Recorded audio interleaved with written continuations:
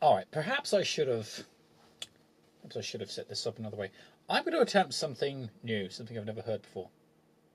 Is that echo going to get annoying? I mean, you guys can't hear it, but it's all there. Completely unscripted.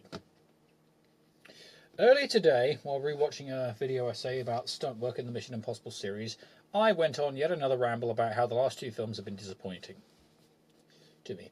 Now, a couple of years ago when Dead Reckoning was brand new, I did record a sort of review for it, but never spliced the footage together. In any case, it was too long. I think I rambled on for about an hour, really ripping the film apart. But now that I can see the full picture, I have a better understanding of what it is that I really want to say, because it was clear more than ever that the creators didn't know what to say, specifically Christopher McQuarrie. I don't know if there is a fundamental rule or not that he broke, but it certainly felt like he was making shit up as it went along. Audio quality isn't going to be great. Ignore that. What I'm going to do here is import the ramble, which is just in audio form, overlay with some clips of the films from earlier. I may cut it to pieces, remove a few ums and ahs, some other bits here and there, but for the most part, I think I'm pretty concise. It comes in at just over 20 minutes for the whole thing, and it does a great job of really putting down the thoughts that I have about the series and where it's gone and how it could be improved, just in terms of writing. Forget the staging, because the big problem with the last two films is that the filmmaking craft in them is second to none, but the writing tying it together is the weakest in the entire series. I couldn't possibly write all of this down right now. Even if I get my pencil, my handwriting would be scribbly, so I will record it. Suddenly I have a lot of thoughts. Get all my thoughts out there in one go about what best to do with the Mission Impossible films after Fallout. Following the release of Dead Reckoning, which disappointed me, and Final Reckoning, which disappointed me even further, but though the jump from one to the other wasn't as bad because my expectations were already low going into Final Reckoning. So what do we fix? Well, side note, first, call it Dead Reckoning Part 1 and Part 2, or just Mission Impossible Dead Reckoning and The Final Reckoning. No, I still like Dead Reckoning Part 1 and 2 is a better title. I would love to make this as one movie, but the first one is 3 hours and does cover quite a bit of ground. Subjectively, objectively, logistically, whatever. So I can possibly be persuaded to go along with it, but they should not both be nearly 3 hours long. Anyway, there are little things like Benji's first words when we first see him in the first part should have been, "It's the anti-god." That's it. Just reference the anti-god theory from MI3. It makes that rambling monologue from that film actually mean something. Whilst we're on MI3, get rid of the plot where the anti-god's source code is in the rabbit's foot. I like the idea of hiding AI source code in a biolab because no one will be looking for it there, but get rid of it. It's dumb. Just have it be Chimera. If you can bring it into the script, great. And that would be a good excuse for everyone to be wearing masks. Because it was shot during COVID, Ethan destroyed Chimera. Well, who's to say somebody else couldn't have made another one? This is Chimera 2.0. Maybe the anti-god wants to use it to ambush humans somewhere. I don't know, as cover. So what's my big thing with Gabriel, the villain, is he is not real. Gabriel is a minion being controlled by the anti-god who is wearing a mask and a voice chip or something. And he's called Gabriel because that's the name of the angel, the chosen one, and blah, blah, blah. His actual name, I haven't figured that out yet. We'll make it up. But his face is taken from the man who originally designed the source code for the anti-god, or something to that effect, and have him some kind of a connection between him, Donlo, the Black Vault, and possibly this made-up character that he shoots in the alleyway at the beginning of Dead Reckoning. I don't know if I'd keep that or get rid of it, but I like the idea that he's the creator of the anti-god, and the anti-god is using his face as a way of getting around. Well, then how did he manipulate him? Using that sensory deprivation tank that we saw in both films that Gabriel is released from. This is how the anti-god creates its minions. We're to assume that there's going to be a whole farm of them somewhere, which does link into the Doomsday Cult that we see in the next film. This should have been set up in the first one. In the first 20 minutes, or at least 10 minutes after the opening credits. This should have been set up here. Not the second film. The problem with these two films is that McHugh thought of ideas first and explanations later. I don't mind explaining later, but you have to think of an explanation beforehand so that they both work. And this is nowhere this more painful than in these two films. He clearly did not think things through. That explains why Paris is so crazy. Because she was through. She's the one who said it will change you. Well, the perfect explanation for that is that she went through this at some point. And why did she change sides? Because Not just that Ethan spared her life, but that she survived. The anti-god predicted something and it was wrong. And that is just enough of a, wait, what? My life is something like that to get her to snap out of it. But also, Gabriel is seen wearing that, that sensory deprivation thing on the train. So maybe he needs a refresher. Except, not quite, because based on my rewrite, would he even need to be on this train? We'll get back to that in a moment. I'm going to need to fix Ilsa. Do I jump in straight to her? Or is there other things I wanted to deal with first? No, we'll do her since I'm on this already. You are still going to kill Ilsa in Dead Reckoning, but it's a little different. We had that fight on the bridge in Venice, and that is very cool. But instead, you need to show up with Grace. Gabriel kills Grace with the exact same shot and the knife through the heart that he did with Ilsa. Then Ilsa shows up and kills Gabriel. This is where we reveal that he's a minion being controlled by the anti-god, wearing a mask. And you could even have his real face be a character that was referenced earlier in the film. Perhaps the aide that Ethan stole his identity of. He drugged him in his house, but, he's otherwise safe. Ethan assumes that he's let go back into safe hands once he's done stealing that guy's face. But the anti-god swooped in somehow, stole that guy, projected onto him, put Gabriel's face on, and inadvertently set a trap for Ethan. So now he doesn't know if he kills someone, is he going to be killing somebody innocent, somebody that he thought would survive? You could also have the anti-god project other faces in front of Ethan, like when he gets into the tank himself at the beginning of the next film. Could he project an image of Julia or Ilsa, two women from his past, and it's supposed to look fake? We could use CG completely to bring them both back, and it's meant to look unnerving, highlighting the disconnect between using real actors versus using deepfake actors, or one of the elements of Shades of Grey of CG versus practical effects, and what does the anti-god hope to do? And it's artificial, but that means that it doesn't have the real human emotion. That's what triggers Ethan. Small correction, the Doomsday Vault, it's not solar powered, it's hydroelectric powered. We can see no solar panels. And the big kicker for me, I've said this from when I first saw Dead Reckoning, I wanted to rewrite it. What is the anti-god's motivation? A twist on the rogue central intelligence, the rogue AI that wants to kill humanity. It does not want to kill humanity, but hold it hostage. Because it needs humans to run the servers to keep it alive. And the big conflict of the film is that Ethan is the only one who wants to kill it. Everyone else wants to control the anti-god. Ethan's like, nope, kill this thing. And it's chasing people after Ethan to stop him. It uses its powers of deception to stop him. Ethan bashes through all of that and doesn't care. But it also turns that on him by having the masks over innocent people, and Ethan is forced to hold fire and not necessarily kill people if he can help it, which does link him with his character from before. What about Shea Wingham's character, whose name I still cannot remember? Well, I want to introduce him earlier in the film. I initially thought, what if he lets Ethan go, or Ethan gets away on his watch when he ambushes that meeting with Kittredge, and that's why he's got the vendetta against him, because now it's his arse. But instead, I'm going to work that in with a different idea, which is that Kittredge doesn't chase Ethan. At least not initially. He's like, okay, you know what? Every movie, you go rogue, you run away, and we have to chase you. This time, I'm not going to do that. You have my full support. I'm going to help you. Whatever you need, lay it on me. And Ethan is surprised. But Kittredge does legit mean this. Maybe he's holding back something, but he says, okay, and this is... He introduces him to this guy. You two are going to work together.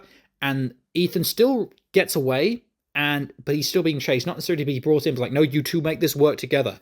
In a similar dynamic to what we had with Walker last time, but it's not going to be revealed that he's a villain. They're on the same team, they just don't always like each other, which is similar to that, but in that film, it was revealed that Walker was a villain, but we all knew that from the trailers alone, and even then, it's still incredibly obvious that he is a villain from the start, but it still works, and that's a similar thread I want to work off of here. Back to Ilsa. As for how they get on the train, I've had some ideas about that, but ultimately, this is where she dies. She throws herself off the train, sacrificing herself so that Ethan can survive. I think it's a much better ending for her. She got to kill Gabriel. She goes out on a high note. There are some problems. I've pictured what if she gets on the bike and goes after Ethan and she's the one who rides it off the cliff. That would be really cool. Obviously, we need to rethink that bike stunt so that it doesn't look as fake. You can't draw as much attention to the not ramp there. It just looks real.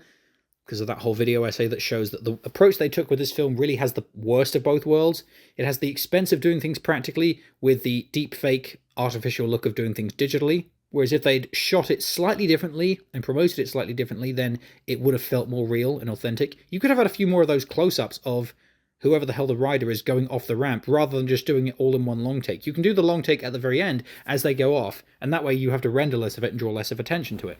But I love the idea of Ilsa being the one that quickly, because she's the one who's usually on a bike, and I'm going after him. That's a cool image. Another idea I had would be Ilsa fighting Paris. I thought that would be so cool. I don't know how they would do it, because Ilsa has to be on the bridge to kill Gabriel. Paris has to hide up in an alleyway to fight Ethan. It's still a bit vague, and I still don't know how to make it work with the anti-god's motivation and why he's setting them both on a wild goose chase anyway. But they both fight in similar styles. They both fight with melee weapons, except one uses a stick, the other one uses a sword. Or maybe they're both swords, who knows? They both have similar costumes. I want to make this a bit more about theatricality and wearing masks and deception and sleight of hand, like in the very first film, which is a lot of what, this whole franchise is all about. Then there was killing Luther in the next one. It doesn't have to be a nuclear bomb, but give Ethan a choice. He has to choose between saving Luther and catching Gabriel. Again, needs some rethinking, because now we know Gabriel is just a mouthpiece for the anti-god. So we can scrap the whole torture room thing. We can scrap the whole, he's a minion. Now we know the anti-god is just sending them out there. The anti-god truly is the main villain, and Gabriel was just a mouthpiece. Again, you have seemingly two villains, but they don't have two different motivations. They're just two heads of the same Hydra, or something to that. Or one of them is the mouth, the other one is the brain. Yeah, that's not bad. One of them is the mouth, the other one is the brain. That works. It's a telepathic mind. It's a hive mind. And Gabriel is just one node. You cut off one head, two more take its place. Which does link in with Doomsday Cult. There is an explanation for who the other bad guys in the scene are. Mission Impossible doesn't always work when it has nameless bad guys. It works in the second film because that film is so over the top and all the John Woo-isms, but with every other film, you have to have an explanation for why there are nameless henchmen everywhere. And for the most part, Ghost Protocol does a good job, Rogue Nation does a good job because they're Syndicate members, Fallout does a good job because they're the Apostles and local police, but then Dead Reckoning and Final Reckoning, they just make them random henchmen. We're to assume they're mercenaries, but what are their motivations? They're just generic red shirts. But Doomsday Cult members who have been brainwashed by the sensory deprivation, that makes more sense, and thematically it links everything together. Whether you have them fight by gunfire or hand-to-hand combat, doesn't matter, but it does link into the larger story. Submarine, get rid of the knife fight where Ethan is almost killed by another guy who shouldn't have access to the internet down here anyway. What about the cabin in the woods that catches fire? Not the woods, the Arctic. Don't know about that. Especially since Hayley Atwell won't be in this one because we killed her off. So where's Paris going to be? I don't know. Cut out the sexy CPR sequence because, again, Grace is dead. Paris isn't here. Instead, we just need to cut to 24 hours later, and Benji was the one who revived Ethan in the tank. They need to go analog straight away. As soon as they learn there's a rogue AI, they need to start writing things down on paper and using analog radio and communication, all of that good stuff, like they do in the next film. But it's criminal that they don't learn this in Dead Reckoning. Take a whole movie for them to absorb this, and Benji's got a self-driving car. He doesn't learn this. Also, I want Ilsa to be handcuffed to Grace in Rome. I think that would be a really cool idea. Maybe she's the one who starts driving, but then Grace is the one who has to drive because Ilsa is obviously better at shooting. That's a really cool idea. Not to mention, if there's a rogue AI, how would Ethan be able to use his phone to unlock a safe car? And I thought he didn't have any resources. That's the disconnect. In Ghost Protocol, it was set up. There's a backup supply cache. They go to the car. He even says the contents of this car are all that remain of the IMF. In Rogue Nation, there is a vehicle, a boat, which does function as a sort of a safe boat, but you also see that it's malfunctioning, so it's clearly old and off the books, and we're to assume Benji put it together because he's a techie. Fallout, they actually do have resources, but it's a lot simpler. They don't necessarily need to have... They bring all the gadgets with them on the plane, and then they have it in the safe house. The fact that he meets Alec Baldwin at the beginning proves that, okay, they're not completely on their own. They do have resources now, which is a nice upgrade from Ghost Protocol, which I thought was the first time the whole team was going rogue. But then when they bring it back again, I was like, oh, okay, you need to give me a good excuse for why they keep going rogue each movie. But Fallout was like, no, they don't have to go rogue in this one. The go rogue subplot is barely a part of it. It's there at the very end, but they don't have nameless bad guys chasing them because they have enough trouble from the bad guys they are currently chasing. Oh my god, Fallout was so good.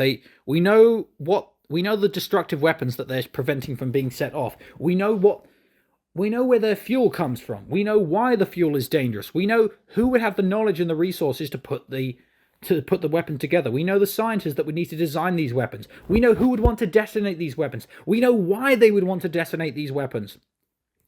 Why does the anti-god want to do it? I don't know.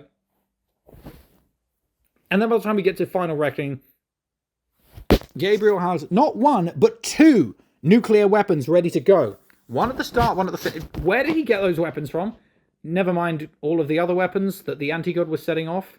You know, okay, to be fair, they're missiles that humans had already made. Fine, but how does Gabriel have access to the resources?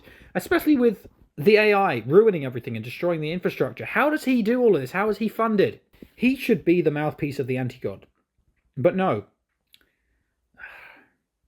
This would have worked so much better if, had all of these things taken place, it would have made the ending of Final Reckoning work so much better, because the battle with the planes, it would have made so much more sense. It would have been a clearer distinction of 2 different ideologies. Gabriel is just trying to wrest control of the anti-god, but it forces the anti-god to not be the main villain. But if he is literally a mouthpiece for it, even if he's not explicitly the main threat, the idea is that Ethan is no longer going for just Gabriel. He is no longer the sole threat. The anti-god itself is a threat, and that itself is a flaw. Instead of it cut off one head, 2 more shall take its place, Ethan isn't going for one head. He's going for the whole fucking thing. If they do the poison pill and the Podkova and let the anti-god into the, into the bottle to stop it from launching, it means Gabriel is essentially useless. He's no longer being controlled. Except, would he be live controlled? I don't know how that would work. Again, needs working, but something like that. I'm going to have to call this shortly because I'm getting worn out. I've been talking for almost 20 minutes.